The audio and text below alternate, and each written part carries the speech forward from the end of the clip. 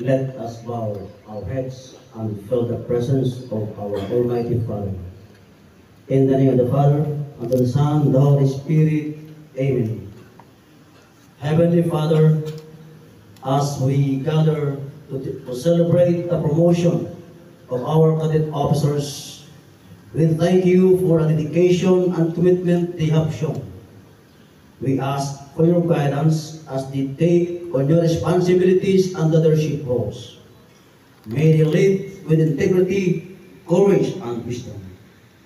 Bless their endeavors, strengthen their bonds, and inspire them to serve with honor and humility. May their actions reflect the values we cherish, and may they always strive to uplift and support one another. Grant them the courage to face challenges and the wisdom to make decisions that reflect our shared mission. Let their service be a testament to their training and a beacon of hope for others. In your name we pray. Amen. In the name of the Father, and of the Son, and of the Holy Spirit. Amen.